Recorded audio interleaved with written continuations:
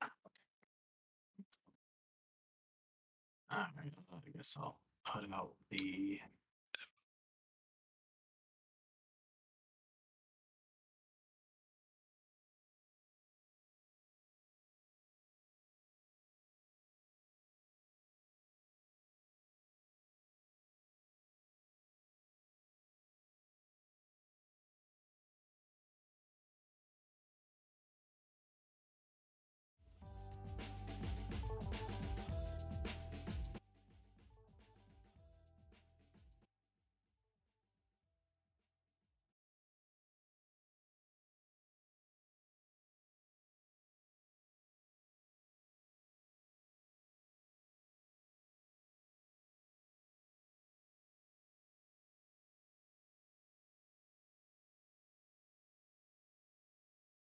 Are we already live?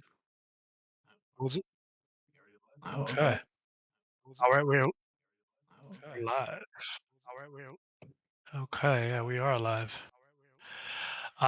Yes. Unfortunately, we were experiencing a bit of sound uh, technical difficulties, but uh, we seem to have fixed them. Welcome to the stream. Okay, better way is bypass them. Adapt and overcome. You know what I mean? But yes. Thank you guys for tuning in. As always, welcome to episode 6 of the update log, where we're going to discuss level progression and design. Um, and we're going to go through a couple of things where it's more philosophy, like design philosophy and things like that. But that won't be the whole episode, I promise. Some of that stuff can be a little dry.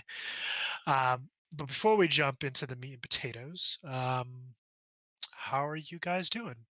Matt, Greg? I am doing fantastic. Just been chilling today, doing a bit of work, and uh, made a bomb ass dinner. Pasta carbonara. It's real good shit. Yo, I'm about that pasta carbonara with the bacon. Woo! Can't go wrong with Yep, bacon. yep. Gotta have the bacon in there. Can't go wrong with the bacons. But yes. So, what about you, Greg? How you been, man? Aside from dealing with the technical difficulties and sound and all that bullshit.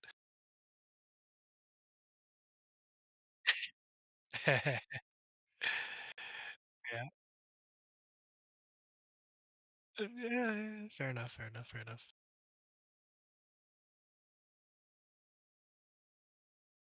Yes. Thank you.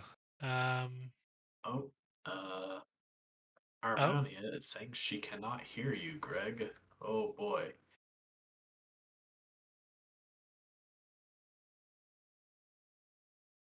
Hey guys, thought we had it figured it out, did ya? yeah. Joke's on us. The Joke's twist on of the us. century. Yeah. No. Technology is fun, and wigs out for no reason.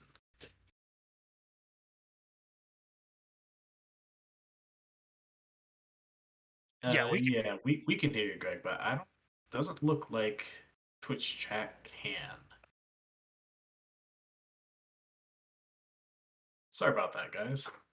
Yeah, We looks like thought we had Twitch. it figured out before we went live. I'm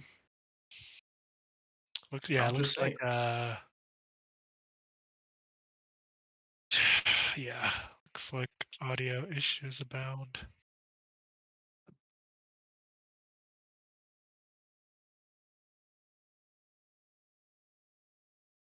Uh,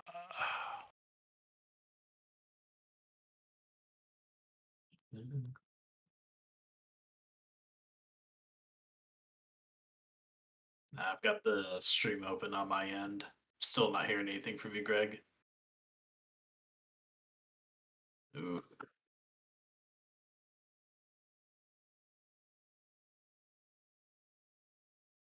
think both myself and Rob are coming up. Just for some Mm, reason, not you.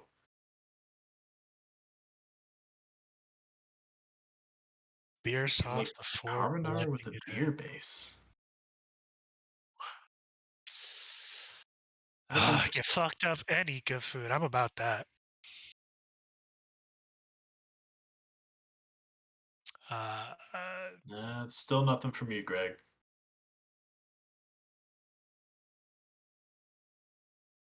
we're struggle busting, guys. Sorry about that.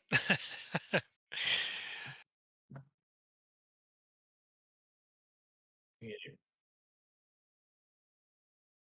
All right. Well, All right. for some a little bit of context, Greg had a power outage earlier today, and that just seems to have messed everything up on his end.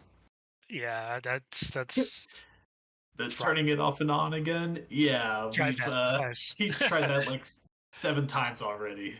Yeah. So, all right. Well, like I said, we're actually going to be talking about level design and progression within the video game, particularly the 3D space. But just as an aside or a caveat, level design and progression exists in all form of gamification, from tabletop RPGs to RTSs or real-time strategies, for those who are unfamiliar, um, to card games. Um, so the form we're going to be talking about primarily today will be the video game or 3D video game space. Um, and well, let's just jump in. I don't normally do this, but I'm going to be reading a little bit from a bit of a cheat sheet today. My experience with a lot of just gamification and like level design is more on the practical side. I never went to school for it or anything like that. So I never got the theoretical and the kind of abstract, really zoomed out kind of POV that some people might have, like Matt, Well, who's learning. even with an education, experience is incredibly important. Like, Oh yeah, I don't yeah, yeah. think many employers would even take uh, a diploma in game design all that seriously if they didn't have something Something. under the belt to prove that, like, okay, yeah, they've got something out there and they do have some experience, Yeah, rather than just they have a knowing the basis of concepts. knowledge. Yeah, they have a basis of knowledge of industry, typical industry practices, standards, things like that. And that's the important part. But anyway, Yeah. so a couple of pieces go into gamification and kind of creating that progression within a video game or a game in general. Um, some of the common ones are having kind of rapid feedback between you or your game space and the player, meaning they click a button, a thing happens. That's rapid feedback. Or um, you know uh, they get used to a particular type of indicator to kind of let them know, hey, this X, the X, you do X thing, Y thing's going to come of it, kind of deal.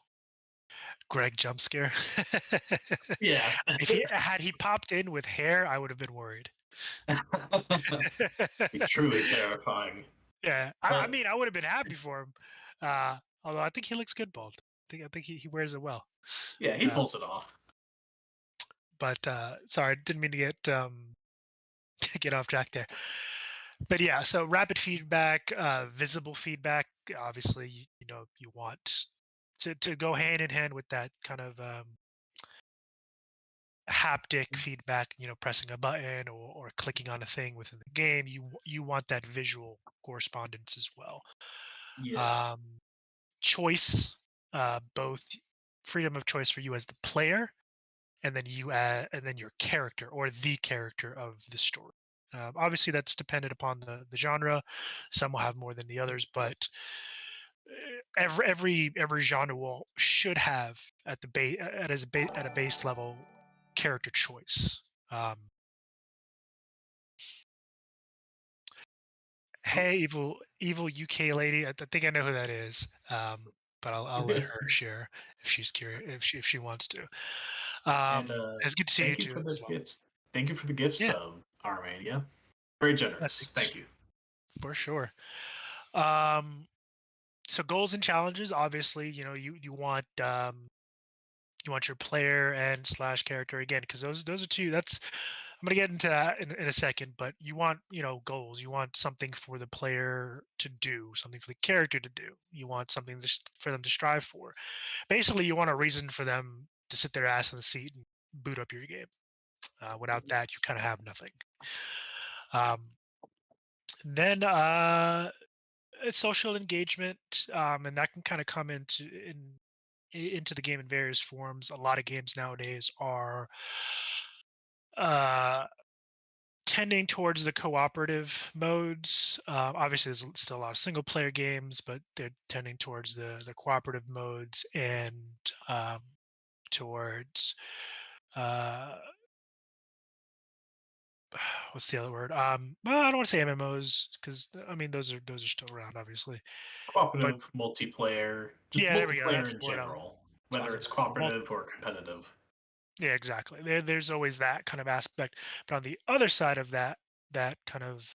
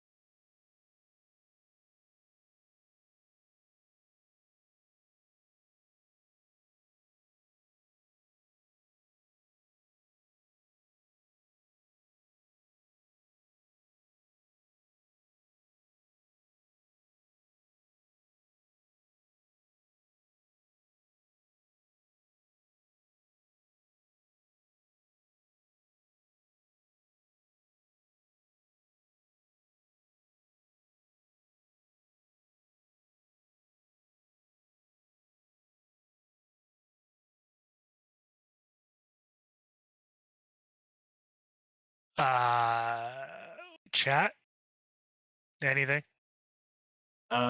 We can, I think we can hear you, Rob, Okay, sweet. and sounds like I'm back.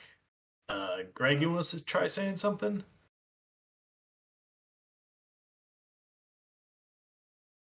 Still nothing from Greg. Okay, well we got myself and Rob back, thankfully, but man.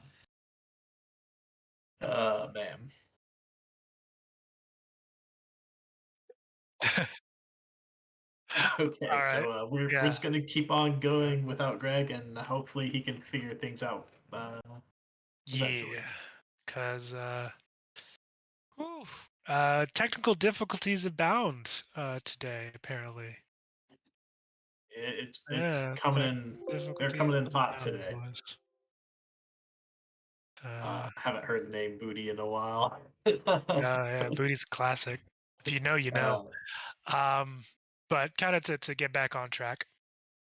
And I'm going to go through this pretty quickly because again, it could be a little dry for some folks. So basically, when you're designing a level, there needs to be a couple of different points in there. One of the games that we're going to talk about today is God of War. And that I mean, I've heard recently, personally, I've heard some really good things about both games, God of War and then God of War Ragnarok. So I kind of dug into that and probably gonna end up playing it here in a couple of days when I have the time. But anyway, so whenever you're creating a level for a game, it's got to serve. First of all, it's got to serve a purpose to progress. The story, the characters, and for you as a player, it's got to be something worth going to do. Um, especially nowadays when a lot of the games are tending towards the open world, even single players. Gone are the days of Rails. Gone are the days of you porting into and out of a level. You know, you like Mario, you go into the tube, you leave that level, you're in a new one.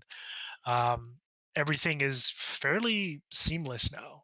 You transition from one point, from one biome to another, pretty seamlessly these days. So a lot of the design and development in a level has to incorporate quite a number of different features just mechanically.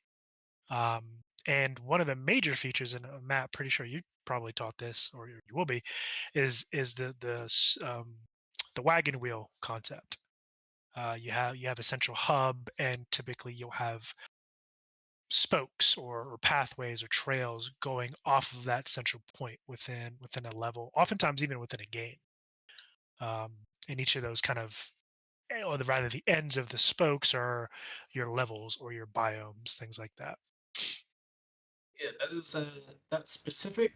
That it's not quite something I've learned about yet, but just hearing you talk about it, yeah, that definitely sounds like a lot of. I definitely immediately see that in a lot of games I've played, even ones that aren't uh like Traditional, like open open world. world. Yeah. Like you'll have like your hub area, then like paths that'll put you off to the other Mm. map from there. Like that's yeah, I definitely see that as a very common and probably useful thing because a hub area is meant to be something you travel back to do a Yeah. lot of Yeah. your resting and other inventory management, whatever. Mhm.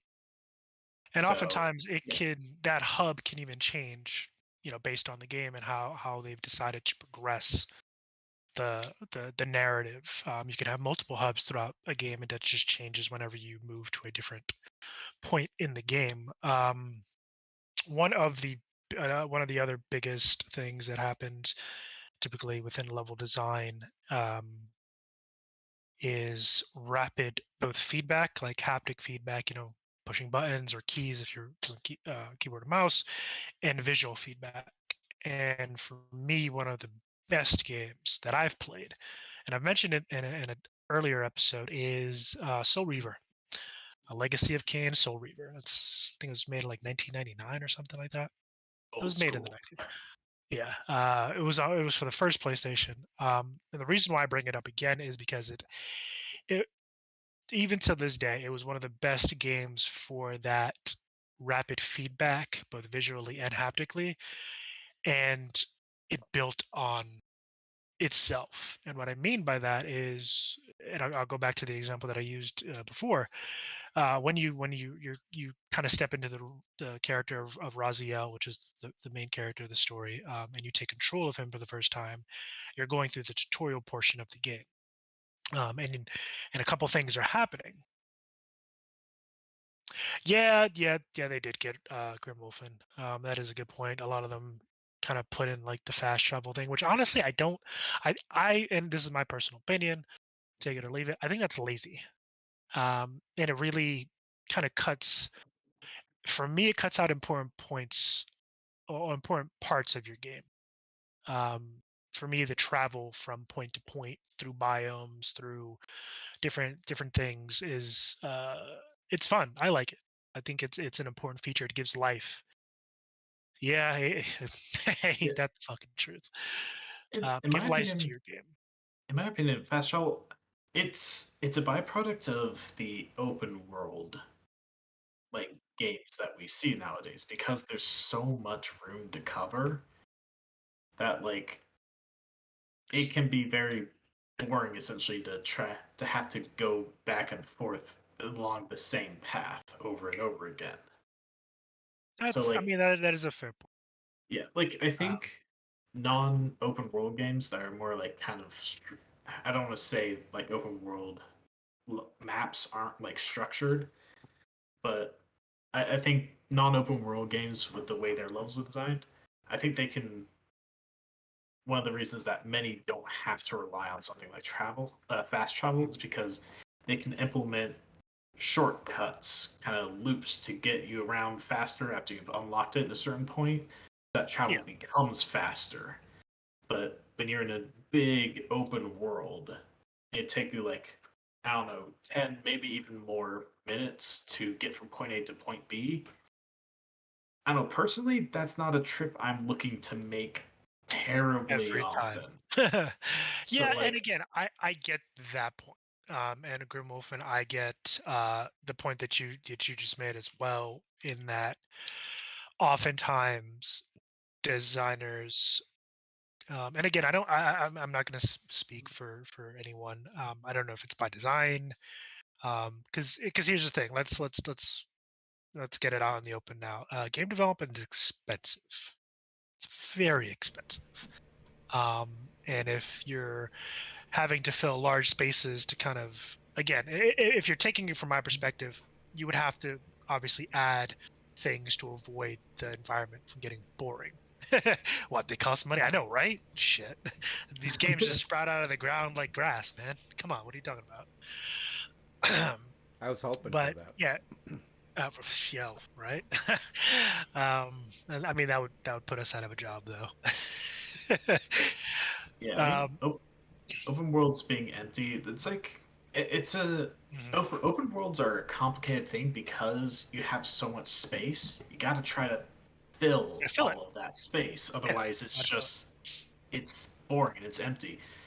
Like, one of the, a very old, like one of the OG gaming YouTubers, Total Biscuit, may rest in peace. Ah, Rip Once, Little Biscuit, my yeah, boy. he was an OG. I miss that Yeah. guy. But he would describe games like, say, Skyrim as ocean with the depth of a puddle, and I think that's like, Yes, that's so accurate. yeah. So like that's one of the trappings of an open world. It's like, if you're gonna have this much space, you have to fill it with depth, but that's obviously very difficult to do because that's a lot of space to fill with a lot of content. Yeah, So and it's content that ideally for it to not to get boring, it has to change. And yeah, that's, I mean, that's a lot of work to do. It's a lot of development time and resources. Like it's not easy. And it's only getting more difficult the more intricate things get. But back to my point and using Legacy of Kain Soul Reaver in terms of giving you that rapid feedback, both haptically, again, just so you guys remember, just clicking keys or pushing buttons and what have you, and visual feedback. As actually a couple points that this hits, and that's why I picked it. Again, level design. The tutorial obviously has a purpose from a player perspective. It's going to teach you how to play the game, the world, how to use your keys, what they do, and again, it hits all the points rapid. Visual feedback. Once you hit that key, you know exactly what it does. There's an explanation because during your journey through the tutorial portion and relearning the landscape of Nosgoth, you actually have the entity that brought you back, I believe his name was the Ancient One or the Ancient, something like that. And yeah, Grimwolf and some game worlds, even if they're empty as a motherfucker, they're just visually stunning, and you're like, fuck it, I'm fine with it. For me, that's actually Elden Ring and the Souls games. The grim, kind of gritty, nasty look that they have, I love it. Another game that I haven't played but I've seen is Ghost of Tsushima. I've was watching one of my roommates play it, and it's visually beautiful. yeah. I've heard a Um, lot of good things about Ghost of Tsushima. yeah, When it but comes to Breath of the Wild and like walking around, like Grimwolfen says Okay. they don't mind walking around Breath of the Wild. I think a good part of that is not just because the world looks pretty, but also because the game includes a lot of mechanics around how you're able to move and travel in that world. Because you could walk, you could ride a horse, but you can also do some crazy things like, uh, you chop down a tree, then you put the stasis on the tree There and we go. hit it a bunch of times so it builds up momentum, and then climb on top, and then tree shoots off into the distance, and you're just flying through the air. Like, and there's so many other ways climbing, the air gliding. There's just so many movement options that like you mm, can just do whatever, and that's that. So there's some fun in just walking from point A to point B. You can find interesting ways to do that.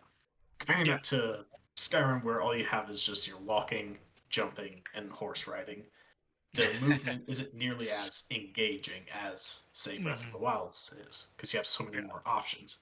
That's one of the things with an open world. Like, best thing you can do if you're gonna have all that space is make just traveling through that space fun and Fun. engaging. Yeah, exactly. Yeah, and I think honestly, the example that we're going to be diving into in a bit here is God of War. Um,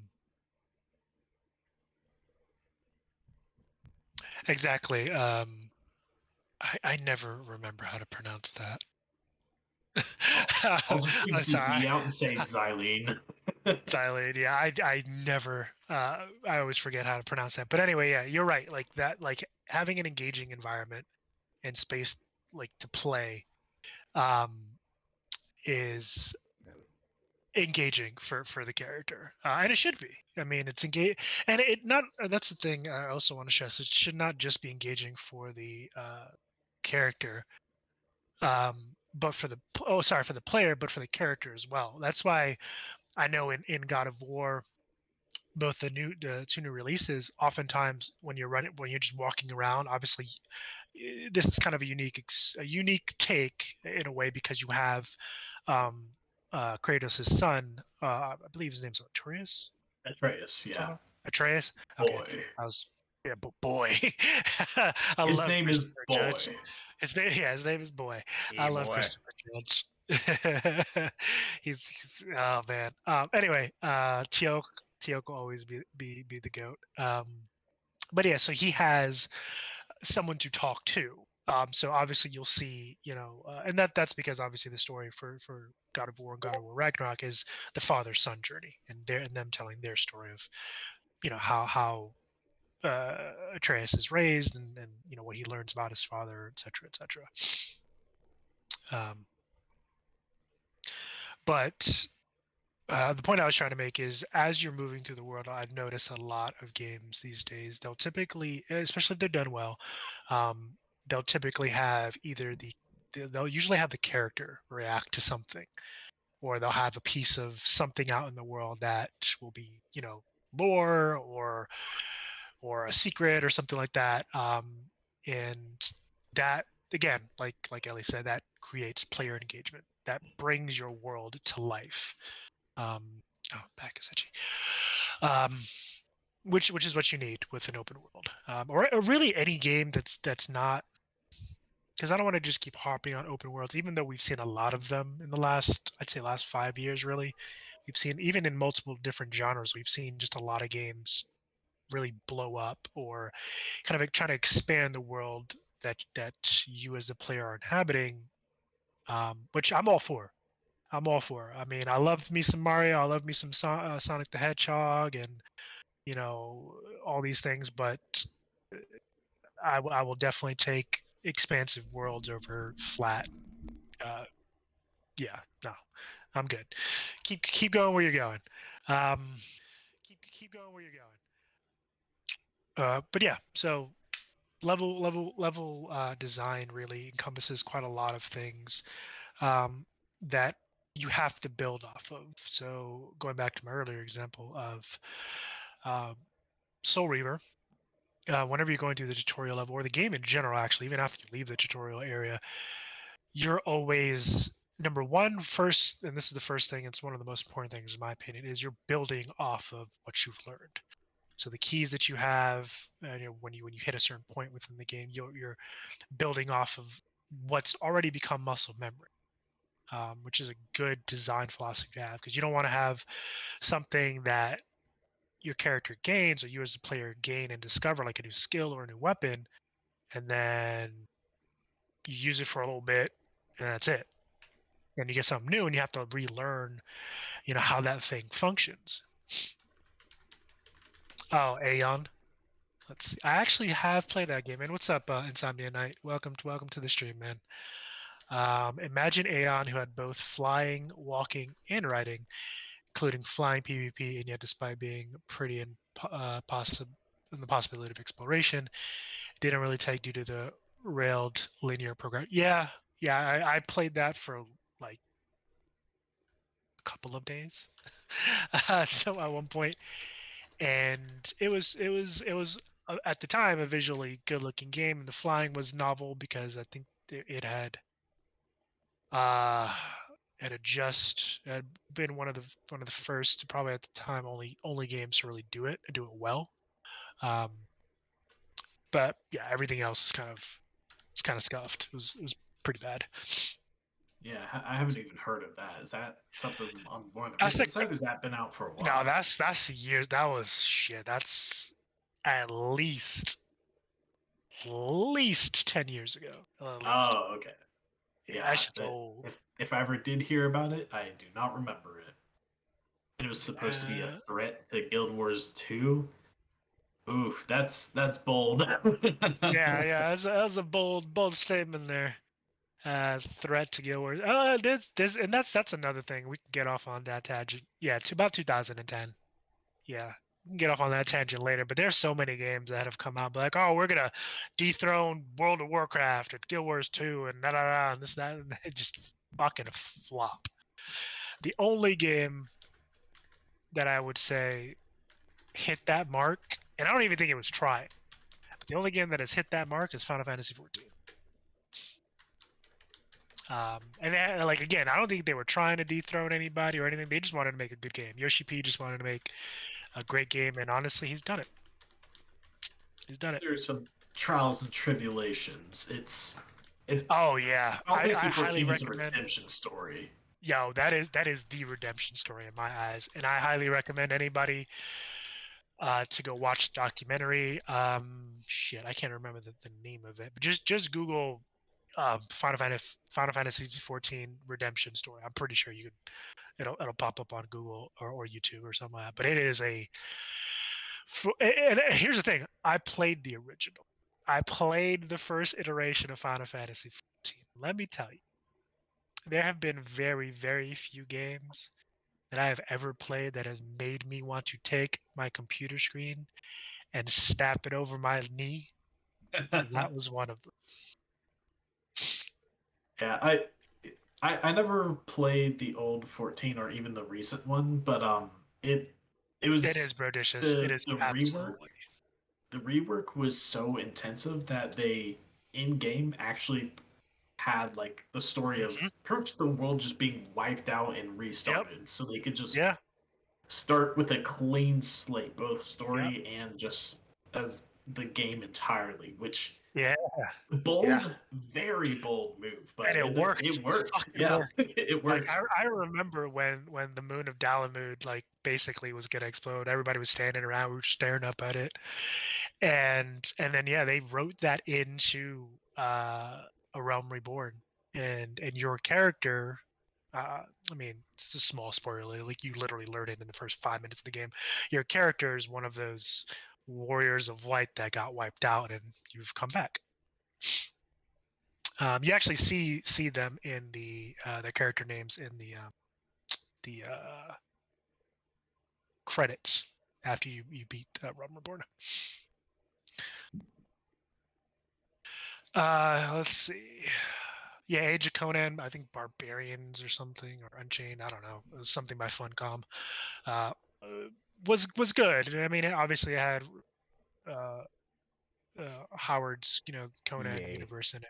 Yay, the game killers. Oh yeah, the Game Killers. Yep.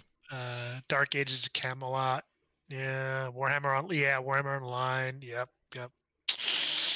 All those flopped. And the sad part about a lot of those games, the sad part about a lot of them, especially like Warhammer Online and Dark Ages Camelot, they had really good story to pull from. Had really good story to pull from, and just just didn't cut the mustard, man. Yeah, can you guys hear Greg? You should probably say something, Greg. Can you hear me now?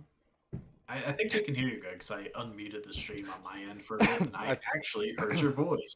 I feel Greg is Luckily. I feel like the what is it, Verizon guy? the Verizon guy. from years Yeah, ago? you're the new Can you hear me Verizon. now? Can you hear me now? Can you hear me Can now? you hear me now? Finally Now- got Greg back. Now you're in trouble because I can actually talk. Oh boy. Can we meet this guy? Can we go back to how we were just a second ago? That'd be nice. They were happy for the first 30 minutes of the stream. Now that's all done. It's over. Now we got a problem. But yeah, so continuing kind of on, and now shifting focus to the game we've been kind of talking about for a bit here, and God of War. A lot of their design philosophies for that game are fairly standard, but they wanted to kind of expand on a couple points. Now, one of the things that I've learned, kind of in researching all of this, whenever you're designing an open world game, a lot of the things that we take kind of for granted, things that we've talked about, like design and flow and things like that, and the look of the environment kind of gets really dialed in and really it's under the microscope a bit, because for a game like God of War, and God of War Ragnarok, which are again open world games, the environment is and the world that Kratos and his son are traversing is the stage. It's the biggest element that you have, and you have to get it right. And a lot of the one of the talks that I listened to discussed the kind of the foundational level design of a particular level. And for those of you who've played the game, it's the collapsed stone giant, and kind of how they procedurally kind of went about crafting that whole experience. And again, they built off of the foundational stuff, having a progressive narrative for the character, progressive narrative for the player in terms of learning a new skill or finding a new skill, learning it in being. And this one, I believe, the one was the skill that they learned was shock arrow. And once you find it, then they built a series of interactive and in-depth scenarios for you to test that. Figure out how to use the arrow, kind of mess around with it, learn the skill, get that feedback both visually and haptically, but also kind of lead you. The way they kind of have their design pillars is they lead you to the next level, the next situation. Well, you have a boss fight, then you go to the next situation. So anybody here has actually played God of War? Anybody in the chat can kind of confirm this? Give me your 2 cents on the game. All right, so do you, I take it you kind of know the level that I'm talking about, British's. I think Brody has played like everything, but Every game, he's just a habitual game player. I mean, I can't Played it blame all. him. So what do you that think about that particular level? that Oh, guy but it was has a while ago. Okay. that guy has drugged me into so many games. It is ridiculous. I don't think I would have played half the games that I've played if it wasn't for Brodacious. But Gotcha. So he's an enabler. he is. I see. Okay. Oh, I see. So he's a serial enabler. Well, I mean, at least he's not, talking you into doing meth or something. That'd be terrible. And Wow, a that bit ago you were that mentioning went like, south fast. and a bit ago you were mentioning how they kind of introduced the like shock arrow mechanic in that level and kind of Yeah. put the challenges in front of you that would use that mechanic. Mhm. Because when it comes to level design, there is something called the IPM model. Okay. Which So yeah, there's explain that. Expand on yeah, that. so those IPM stands for introduce, practice, and master. So and that's kind of how they split up like where they decide to put these challenges in the level. The introduce is obviously when they first introduce the mechanic to you.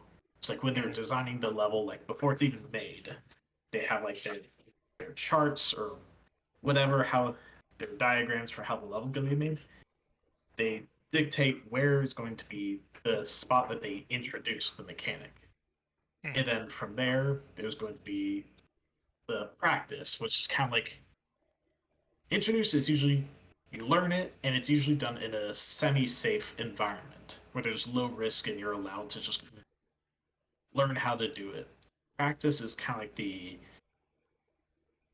it's kind of like the rising challenge of it as you kind of get a little more familiar with it, with what it can do, and there may be some risk involved in some of the scenarios. And then the final part, master, is where you are expected to just fully perform and use the mechanic as it is intended. And Gotcha. like at that point, you're supposed to know how to use it and use it effectively. You know, And that an important piece to point out there, just adding to what you're saying, Matt. I sorry to interrupt you, but these that's fine. things, it's easy to think of it as a tutorial, and most video games now have a tutorial, but that's not really what Matt's talking about. Most of this stuff is actually blended into the game itself and their character progression, right? Essentially, yes. Like you may find that tutorial in the introduce section, but I mean, um, not many games are gonna have tutorials to hold your hand every step of the way. The ones that do get kind of annoying, but the idea is that just the game naturally after the introduce, whether they're able to do that in a very natural way or they have a tutorial pop up to kind of explain it explicitly, the rest of the level is ideally designed to teach you how to properly use this tool. Like, like imagine you have imagine there's a tutorial that tells you, oh hey, you can cook items by placing them near a fire. Then in the area next to you, you see a like raw piece of meat and a fire. So you can pick up the raw piece of meat, put it next to the fire, and boom, it's cooking. Now you know that you can interact with that fire and place things near it to cook it. In the next Yeah. area, you find some more things and the fire, and you're gonna start experimenting with what works and what doesn't. That's the game teaching you what like how things work without having to explicitly tell you by having you experiment with a mechanic. So Matt, I have to ask the question here, and I'm sure this is a burning question on everyone's mind. How long has that piece of meat been there? Don't worry about it. Don't worry about it. You know, time is very fluid. Who's to say it's been 3 seconds for the 3 second rule or not? And you know what? Cooking it removes germs and stuff. It's fine. It's fine. Don't worry about it. It's like the Castlevania wall chicken. Delicious every time and nothing wrong with it. That's right. Let's see. We're gonna go down the chat real quick because I know you guys have some stuff. Let's see. Brodicious, you mentioned you love the way they kind of add ways to use the abilities outside of battle, specifically for puzzles. And yes, that was mentioned in the GDC talk that I watched on the level design for this specific level in question. And for those of you who don't know, the GDC stands for Game Developers Conference. It's held, I want to say, once a year, but I could be wrong. I think it might be held multiple times a year, just in different areas. But basically, it's just a conference where industry professionals from multiple studios, both indie and AAA studios, kind of get together and talk shop. And it is primarily for video games, I think. But I also think they do have some analog games like tabletop RPGs and things like that that do attend, and and talk about their game and the design aspects and different aspects about it. Pretty much games in general, whether they're digital or physical, analog, really. Yeah, anything that's a game, you'll find it at Game Developers Conference. Yeah. British is that was one of the things they mentioned. Kind of puzzles, like basically the way they kind of had a pyramid kind of scheme, and the first like 3/4 of that level is obviously narrative progression, character progression, player progression, and you learning kind of the level and experiencing it, and coming to that point where you find that that shock arrow, that special ability or weapon or what have you, and then you have a period where you're messing about with it, experiment with it, learning its uses and things like that. And oftentimes, yeah, that'll come in the place of puzzles, finding secret areas, or even finding like other pieces of gear, maybe. Um, before inevitably, at least in the God of War thing, you have to go fight a boss. And yeah, that's kind of the way they kind of flow things. And I'm gonna actually touch back on what you said, Berdicious, in a minute. But let's see what Ellie said. Let's see. There was a shift in how games have designed tutorial introductions to the game in the last 20 years or more. For example, before tutorials was a mini scenario that was to teach you command mechanics to move and interact. Nowadays, the tutorials weaves within the introduction to the game as part of the progression. Learn as you go. Yes, that is very, very true. And yeah, Grimwolf and I've played Monster Hunter, and they're about the text boxes. Not a huge fan of that. It's boring. It kind of pulls you out of the world. Kind of what Ellie said. A lot of games are now getting into the teach as you go kind of thing, or learn as you go, and they're keeping that immersion. Like they're blending the tutorial into the environment, into the scenario that your character is thrust into. And I mean, even going so far as to write dialogue for things like, in such a way where the item or the skill is explained to you, like naturally, not just, hey, this is like a text box popping up and telling you, hey, you press L left bumper or whatever to do this thing with this thing. Oftentimes, a lot of the design teams, both the game design section, but also narratively, they're weaving that story or that piece of the story, because your new weapon or your new skill is part of the story. Oftentimes it's used to progress your character to a next level, and oftentimes, especially if it's good design, it doesn't lose its value, meaning you can still use it even when you're approaching the end point of the game. The worst thing, at least for me, the worst thing is to get a piece of gear or skill and it's only useful for a period of time, and then that's it. Like a perfect example is Zelda Ocarina of Time. Like you get certain pieces throughout the game for whatever temple you're in or whatever part of the game, and then that is it. It is pretty much useless after that. Until like the final dungeon where they have a so little like bit of everything. exactly. Until you have to use it all to get through the last main part. But literally, from the point you get it, you use it in the little area to the kind of the end piece. Most of the items you didn't really use. Most people just stuck with the shield, the master sword, the boomerang, and that was it. Um, but yeah, God of War, from what I understand, and again, I haven't played the game yet, but I do intend to. They did do a good job of introducing kind of mechanics and things at a rate where it was interesting, but also Grimwolf, like you said, not breaking that fourth wall. Um, which is important, because you don't want your. I mean, obviously, here's the thing: whenever you're playing a game, just going into the menu is breaking the fourth. You don't want the narration to do that for you. There are already elements within the game that are going to do that for you. Like for me personally, I want to stay as immersed in it as possible. Yeah. And I mean, look, Diablo 3 and Diablo 4. I haven't played Diablo 4. I have my reasons why, but D3 was a blast. I played it for years. I mean, the whole Diablo franchise is really good. Just my personal. yeah, and for me, when it comes to the reason why tutorials are more like prevalent these days, at least the pop-up tutorials that explicitly explain things are more prevalent these days, is I think that's just a natural consequence of the fact that as the medium of game development and like the technology behind it has advanced, games have gotten more complicated. No, it's not like the old days of Pong where you just move up and down and just bounce a little thing behind. You can have very complex systems, and that can be a little difficult to try to teach all the time, especially like Gerwolfen brings up Monster Hunter Rise and how they throw a lot of text at you, and it's true they do.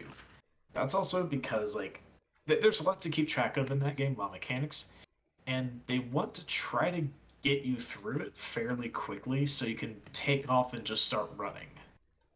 Because I've played a game before where Xenoblade Chronicles 3, where I swear I could be playing I swear I played for like well over 12 hours, or quite a while until they introduced a rather important mechanic that is a way that you really deal a large amount of damage for the rest of the game. And Hmm. they wait very long to give it to you. And so Interesting. you kind of have to figure out where's that balance for how complicated your game is. How quickly do you want to get all these mechanics to them Hmm. over what amount of time? So it's a difficult balance. So I see Yeah. why some games just throw it at you because well, it's either they want to try to get you on it in a timely manner, even if it is a little unnatural to have a text pop up on your screen to tell you what to do rather than the environment being naturally laid out to slowly teach you, have you figure it out for yourself. Yeah. And of course, And the I best think I games think do that's an manage accurate way to, to put it.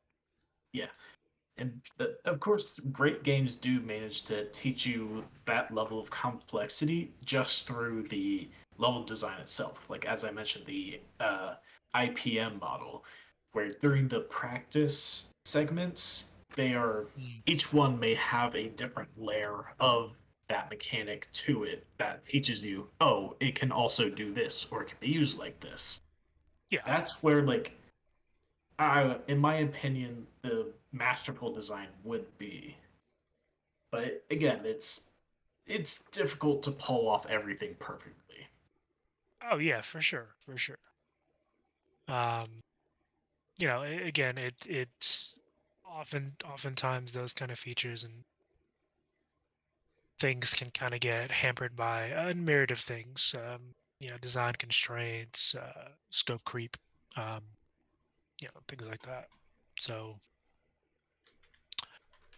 and yeah, sometimes designers might assume that players kind of have played something in the past along either the game's IP or similar genre, which I don't think is a good thing for them for designers to do. And I don't I've haven't met the ones I've talked to. Most of them, like that's like most games, while especially like if it's like a sequel, more often than not, or almost exclusively, the narrative is kind of what might assume that you played the previous installment. But even then, no. But more often than not, the game mechanics never assume that a player has played a previous one.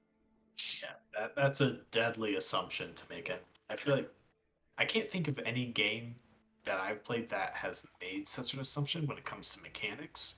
Because I feel like anyone that does probably doesn't get very far. No, Uh, so, I mean I that's don't know again if that's sort of I don't know if anyone's played a game that's done that where it just assumed you mhm. played the previous game and didn't really bother to tell you that much about how to play the game. If you have, please drop it in the chat because I would love to check that out. And Armanius says, I think for me, as far as that goes, it depends on the game. For example, some of the farming style games I play, pop-up screens are great, and the way they make it, uh, the way they do it makes it where I can go back and review it like a manual, and that's good. Yeah, no, that's a good piece.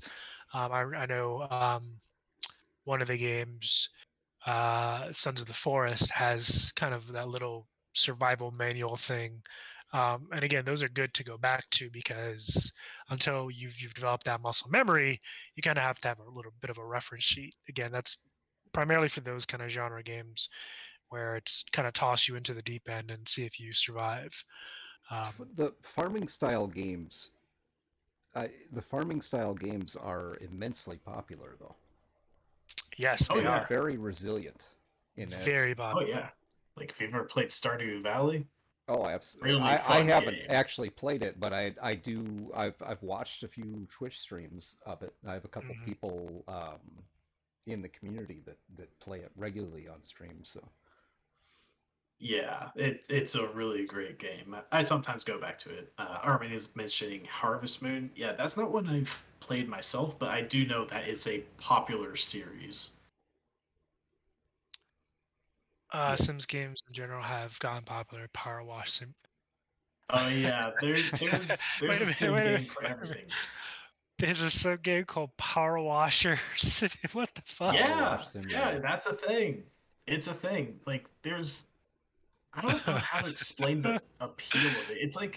Why It's am I like the not? satisfaction of your household Why am chores I not? without the dread of actually having to do them.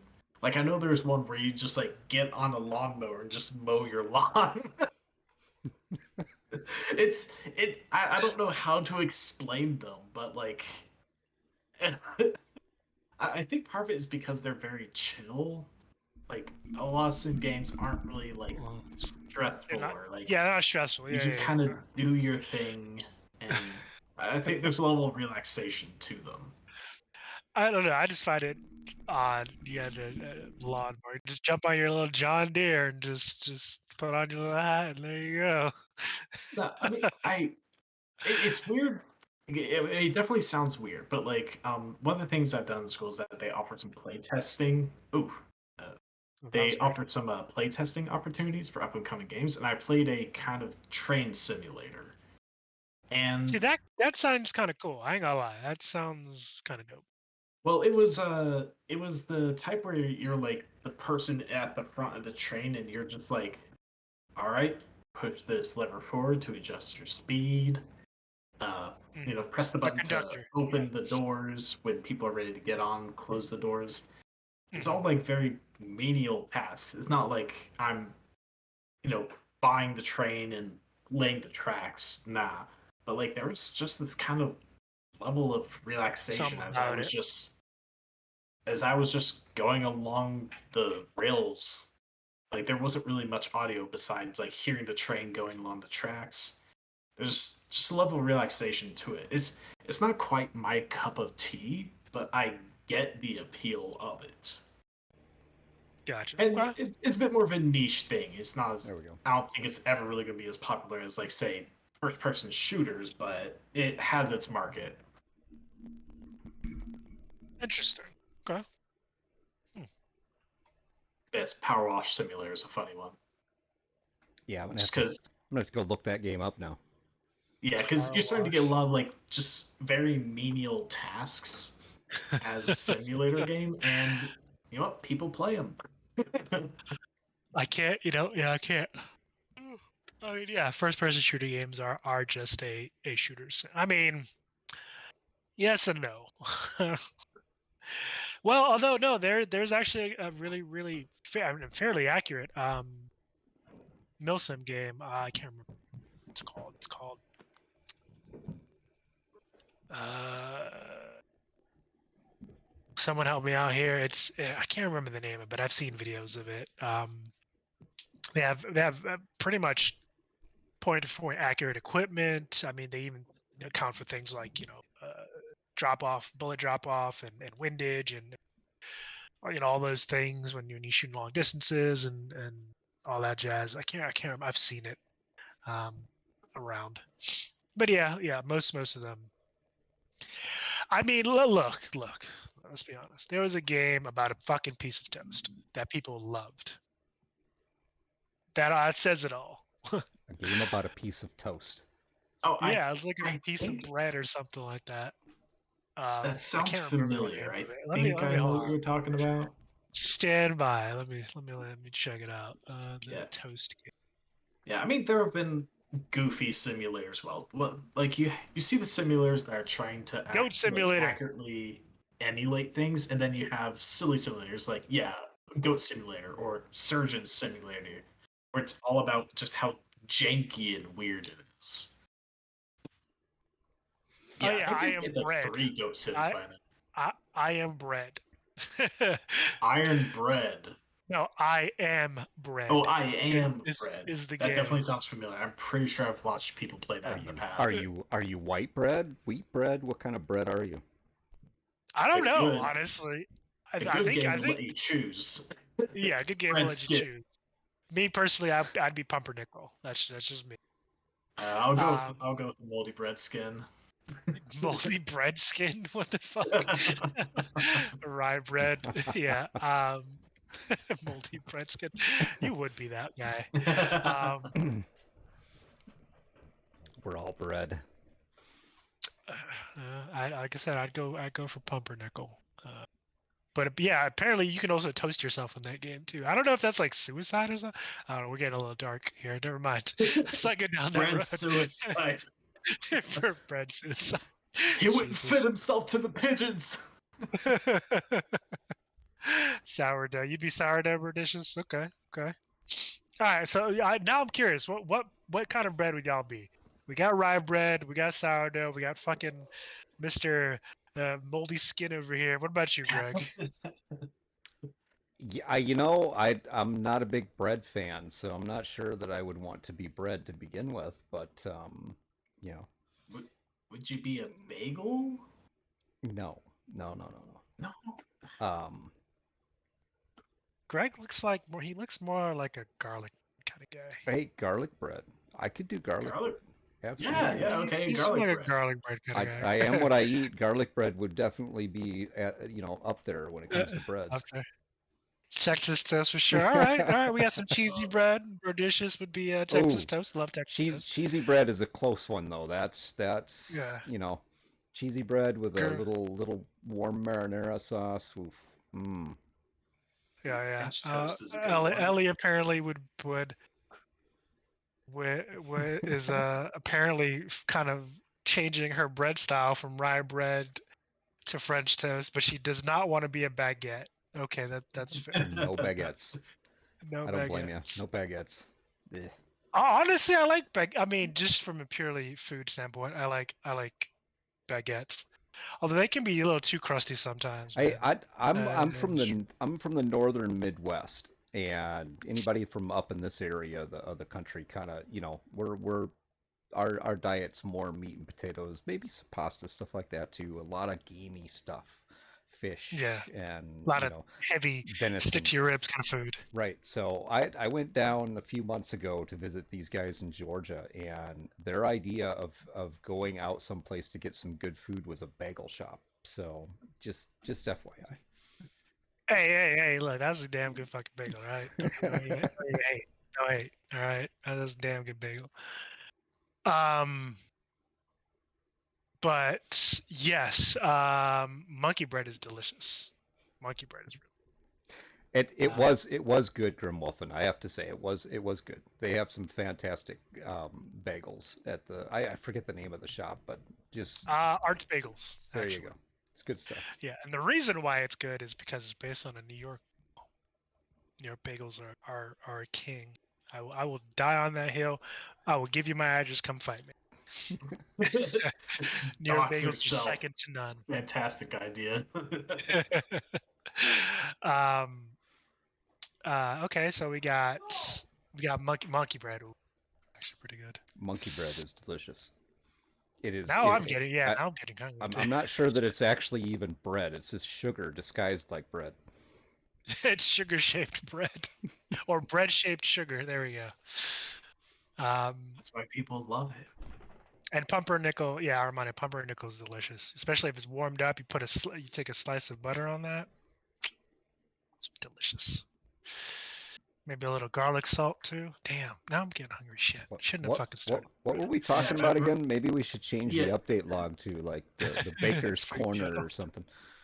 Yeah, remember when we were talking about games? Now we're just talking about bagels. Actually, level-less games. It does kind of play into what we're talking about, because one of the aspects that one of the elements that we're talking about today in level design and game development is that the freedom of choice aspect. So the freedom to fail, in essence. Yeah, freedom of choice. That as perfect segue. Bread to freedom of choice. Again, we get to choose our bread, baby. But how giving your players the an option, agency. They get to pick. They have an input in what goes on. Obviously, whenever you're designing your game, you have a story to tell. You want them to interactively tell that story with you. But in the space of them moving toward Destro, obviously they're invested because they're playing your game. They're going to want to tell that story just as a byproduct of playing the game. But within that space, you do have to put choice and interesting choices, because that does a couple things. It allows you to design elements within your world, especially again if it's an open world game that exposes more of the world to your players and and us, the player and the character, more of that to the world, and um, it allows you more design freedom. You can do kind of wacky things. Um, and then yeah, failure, like if they not doing a thing right, that kind of circles back to the whole feedback thing. Like if they're missing, a shot with an arrow, or they're not utilizing a weapon or skill in a correct manner, they need to know that, because then if there's no good feedback loop, whether it be visually, haptically, whatever it is, uh, then a part of the game is broken, and it's just waste now. Um,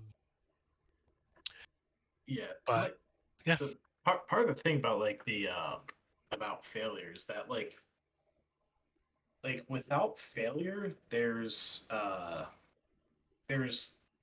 very little challenge to be had in a game. And like I don't know about you guys, but if you're just playing a game and you never have any danger, no ability to fail anything, you yeah, you're just just able steamrolling to do it everything. easy. That gets boring. Like Hmm. uh, like a good game keeps you within a certain level of challenge. And it has to be just the right amount so that it's not too low that it's boring, but it's not too high that you get frustrated because it's too difficult. And Exactly. it's part of the concept of flow, which I think is something we discussed before in a previous podcast. So I won't get We too much into that. yes, yes, we did. Um, But oh yeah, Stan from Grimwolf and the Stanley Parable has good feedback on that player on the actions the player takes. The Stanley Parable, it's a very interesting game if you've ever watched it or played it, because it's first the entire thing is like the narrator is like a game designer and you are like a play tester, and like you may go the way that he intends, but there's so many ways to do what he doesn't intend, and like the game is just built around trying to do everything but what the narrator intends for you to do. And it's such a interesting experiment in just the concept of game design itself, and it's a very funny game to watch, as well as the narrator sometimes has a breakdown over you just constantly being petty and doing whatever you want instead of just walking through the door he wants you to walk through. it's it's a funny game. yeah. Well, I mean, I will probably have to check that out at some point. Now that you mention it. Yeah, if you've ever designed a game and you're like, all right, I want the player to do this, and then they do something else. That is exactly what the narrator in this game is. He is that frustrated game designer who's trying to make uh who's trying to like create the path for the player, Stanley, and then Stanley just keeps doing something else. like it go like it even goes so meta sometimes, as like in a certain path that you can go, you get to Mhm. like these like unfinished areas. It's like, oh, you weren't supposed to get here. I haven't even finished this area yet. It's like, why are you playing this game so well? Start sucking. Yeah, Matt, it's a very humorous game. And it has geez, so many possible paths and endings and just everywhere. I really get the sense that you're speaking from experience there, Matt. I It mean, sounds like it. since I've started like designing games myself, like and even through my education, Stanley Parable has been brought up several times because that's exactly what the game is about. From designing a game and just watching as people do anything but what you intended them to do. Because players will find a way to just I, not do what yeah. you want them to.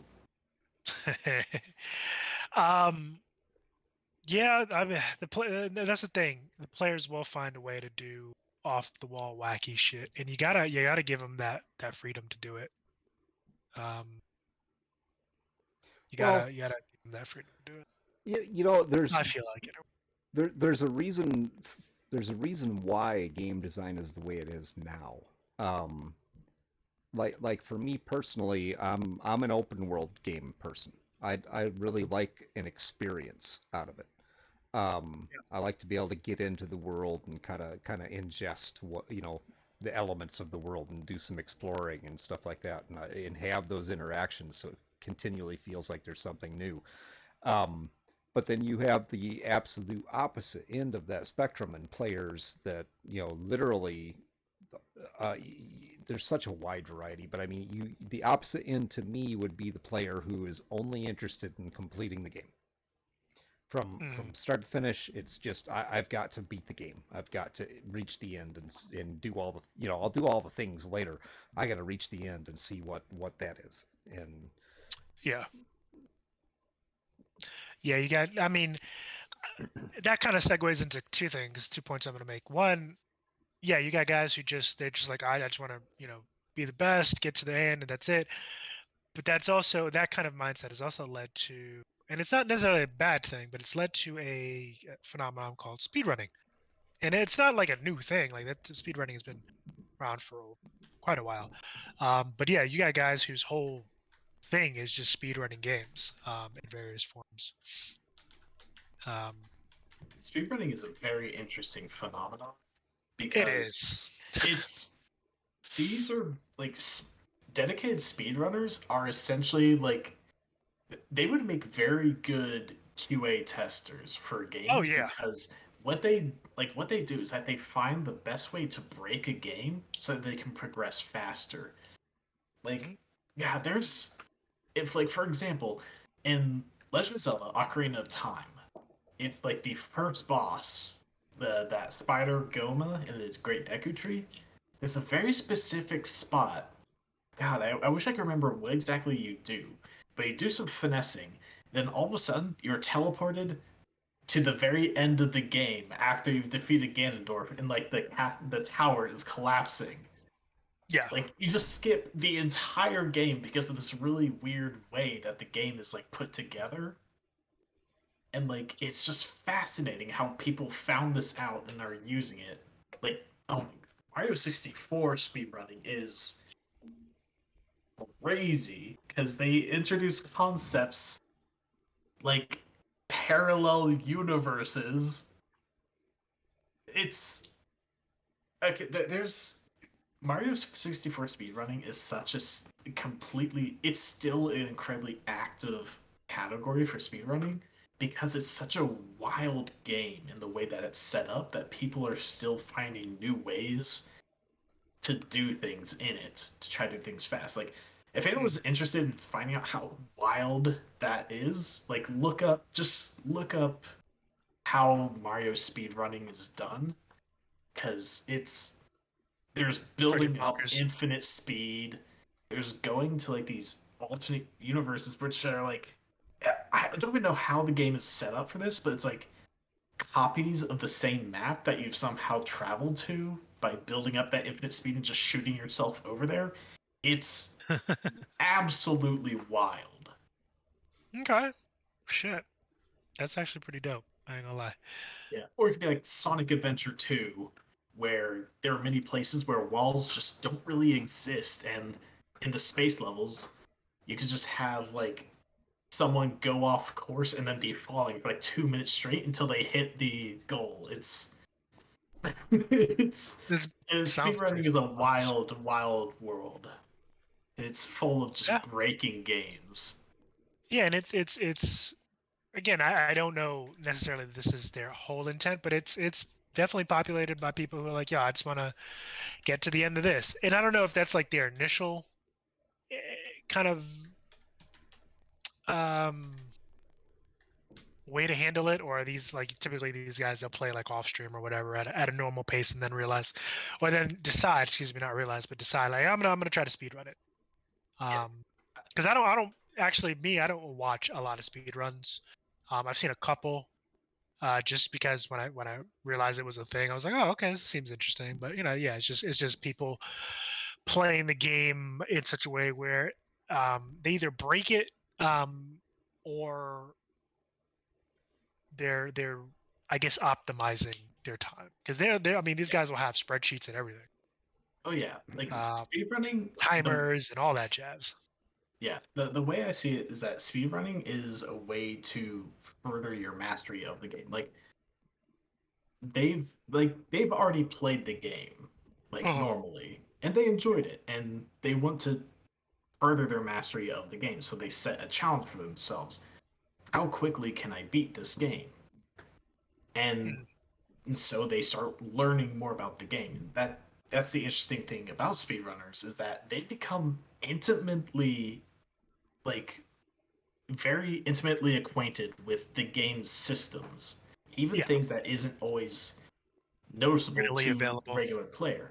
Like Hmm. if you've there's a Twitch channel called Games Done Quick, who their entire thing is having speedrunners on the stream, and they usually have a speedrunner and a commentator at the same time, and they'll usually explain the intricacies of what is going on, what the player is doing, and they'll explain oh yeah, there's this weird quirk with the game, and it lets you do this. It can sometimes be very interesting just to listen in to them and how they know these very obscure parts of the system and how they use that to their advantage to increase to you know reduce their time for the speed run. Mm. But yeah, as Gormolfin points out, manipulating the codes RNG, I can't remember what game this was, but it had RNG that was based on the timer of the game. So they knew that if you did this action at a certain time, it would have its RNG seed would be guaranteed to work here. Huh. So it's very in depth the way they. Oh yeah, Final Fantasy VII. That was it. They can predict the random battles because they had studied the timer based RNG. It's wild. It's Huh. something that as a regular player you would never know. You would never pick up But on. these Yeah. guys they delved into the system. They figured out exactly And what yeah, makes the game tick, and they yeah. use that to their advantage. It's crazy. Um, let's see. But yeah, I mean, for anyone in the chat, we're kind of at that point in the episode where definitely gonna we're gonna really engage with you guys. Not that we haven't, but uh, hopefully you guys have a kind of a bit of a better understanding of level design and kind of what goes into that. But I'd want to hear about y'all's kind of interactions as players with particular games and any levels that kind of stood out to you. And then again, they don't have to be open world; they can kind of anything. Go all the way back to Mario if you want. Yeah, and level design is an incredibly broad topic that involves a lot. We could spend 10 more podcasts on Just on level design. level design itself. So It's this is like just a snippet of level design. yeah, like we might. We might, yeah. Yeah, But, yeah. There's still a lot to cover that we might go back to, but we'll see. no. Like, So yeah, chat. What games have you played where something about the game world or a particular part of the game world has stood out? So Brodacious actually posted one. He's doing a speed broken down Final Fantasy challenging him. Yeah. To platinum Final Fantasy X. Is that a ranking for speedrun? I'm not entirely sure what the I've platinum never here actually means. speedrun. I know there are websites where you can go to rank your speedrun, and usually you submit it, and there will be people to review it to make sure there's no cheating. Mm-hmm. Because Yeah, I know you get prizes. it happens a lot actually. I mean, I'm And, not surprised. yeah. So I don't know if I mean, you're platinum is inherently one of those trying to break ranking. the game, so Well, yeah, there's breaking the games, and there's like strip cheating, using like third-party Oh no, I know. software. Well, that's the thing. Yeah, like you're inherently trying to kind of cut corners. So I wouldn't. It's not too far of a leap to say that someone might decide to cut a little bit more of the corner and just use some Yeah, software to give themselves an edge. or just some editing magic in your video, Yeah. splice Yeah. scenes together. That also happens a lot. So Grim Wolfen brings up Hollow Knight as having some great level design, fun to run around those levels. Yeah, I did see Yeah. that. Grim Wolfen, what about him were kind of stood out to you, and why did you have so much fun? Give me some examples. Because I've heard of Hollow Knight. I'm pretty sure I have the game. I just played it. And Brody, I've played with you before. Maybe not that specific game, but you don't suck. Yeah, I've seen a good bit of Hollow Knight. It's one of those games that really it gives you movement options, even movement based on enemies, because you kind of like do a it's 2D, so you kind of like do a pogo off an enemy where you jump and you do a downward slash in the air on the enemy. It kind of gives you like another jump, kind of. There are a lot Oh, of movement options, so the levels are designed to with that in mind. allow you to use that mobility to use. Like I've group right here saying it's a Metroidvania type game. So there's Uh, that kind of replayability in the level where you'll come across something that you won't be able to do yet, but eventually down the line you may get a power up that will then let you access that other part. It could lead to an entirely different area once you go yeah, back to that initial roadblock.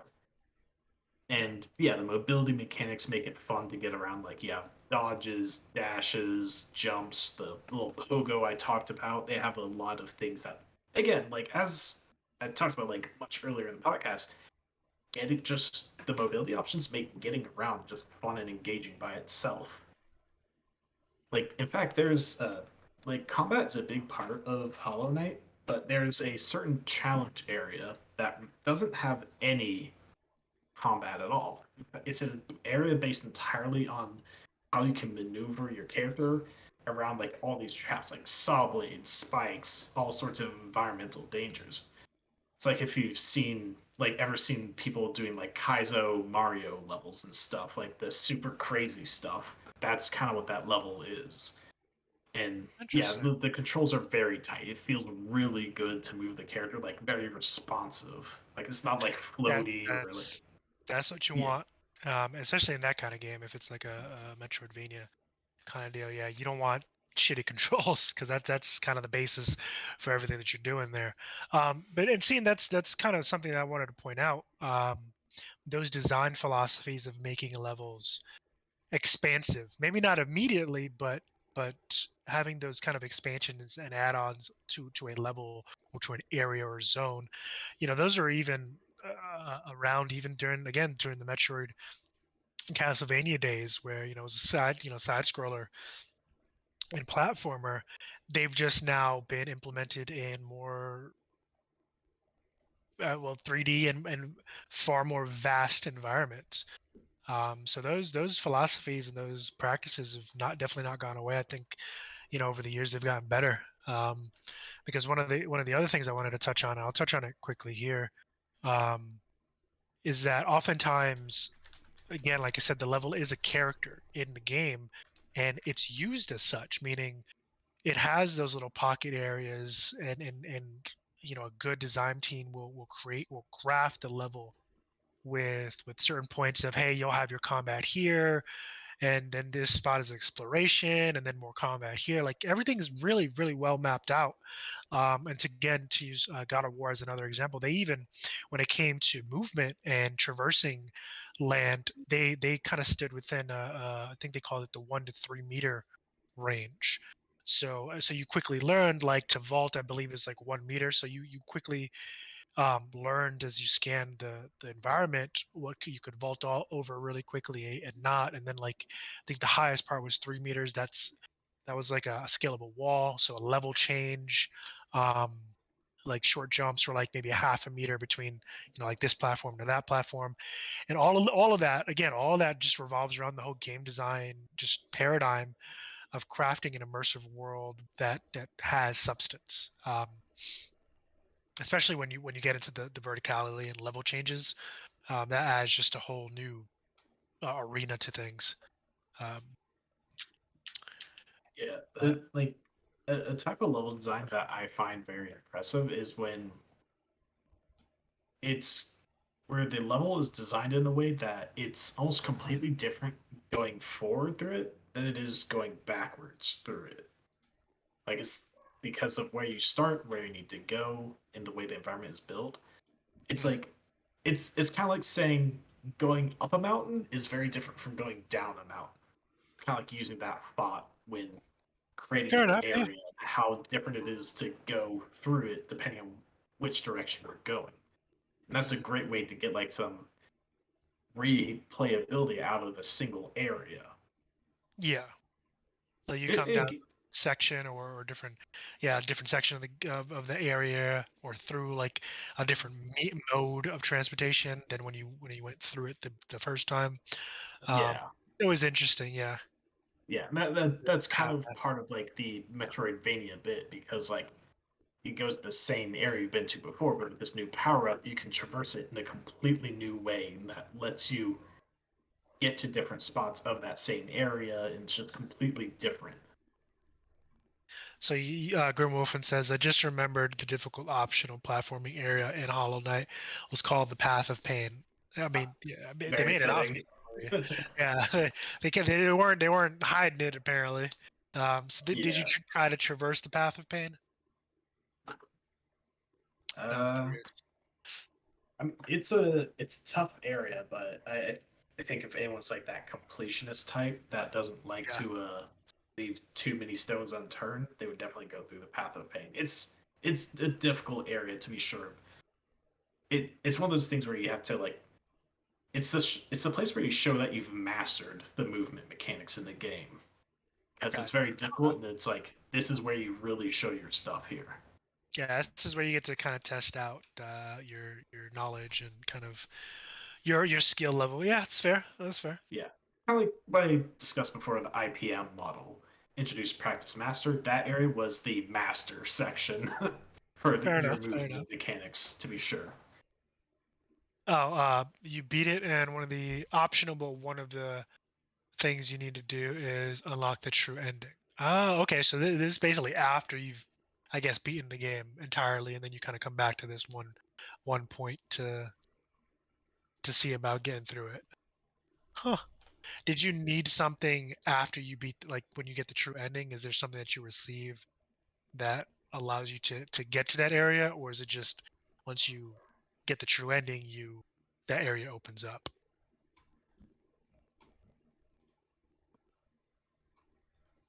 Oh, you can always do it. Okay. Oh, so you can even go super hard mode and try to do it without getting to the ending. Interesting. Okay. Yeah. Uh, Hollow Knight is definitely one of those games where very good level design. It as far as indie titles go, it's a very well made indie game. Mm. As well as I've heard really good strange things about it. yeah, and a great OST too. It has a its entire aesthetic is very similar to the uh, Dark Souls series, like that aesthetic that we come to know from software, where Mm. it's very dark and bleak, and you get the idea like you're well past the golden age of this area. But you're little bugs, and like as Grim Wolfen says, it has its moments where it's kind of cute too, because despite everything, it does have this kind of like uh, kind of cartoony art style, because of course you're all bugs and stuff, so it's not going to look realistic or anything. It's very interesting in the way that its aesthetics are presented. Mm. Interesting. Okay. Shit, I'm pretty sure I have the actual um game, so I'm gonna have to check that out at some these days.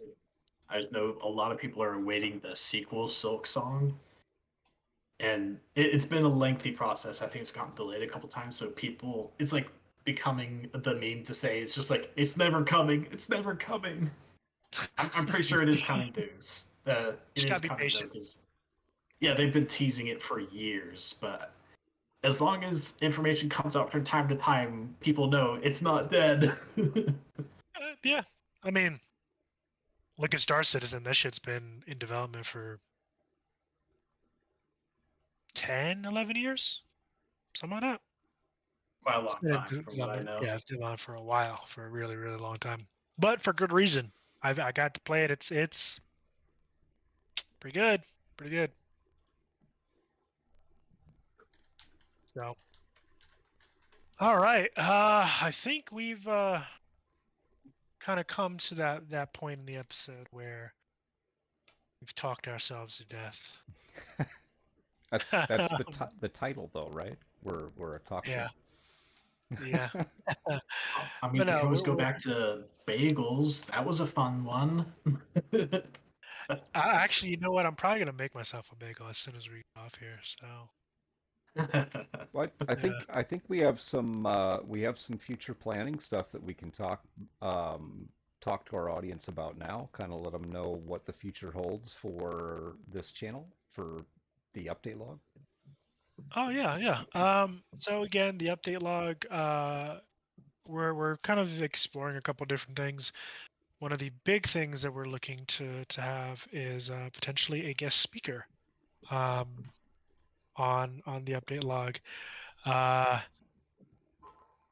we are still setting a date. But Greg, if you would like to introduce the gentleman, since you know him a bit better than Um, yeah, I'm not going to introduce anything yet. Okay. Our intention with with the update log is not only to have it just be specific to us talking about games in the gaming industry.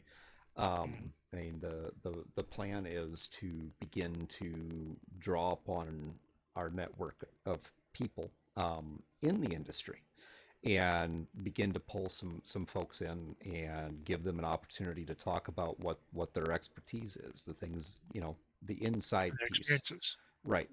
The actual game designers, developers, content creators, the VFX artists, the audio people, Yeah.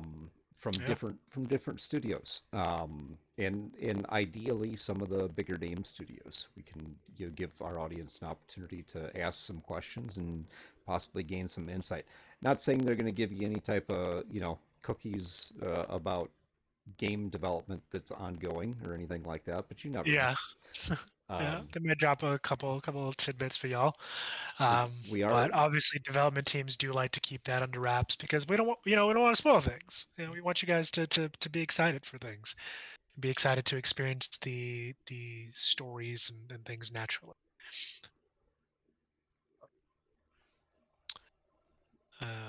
But yeah, so that is kind of the next kind of couple goals that we have in store. But as soon as we do have a date for that guest speaker, we will be announcing it both in the Razzmatazz Discord channel and future episodes before the uh, the date itself. absolutely. Um, but yeah, if you haven't joined the Razzmatazz Discord, there's a link somewhere in there.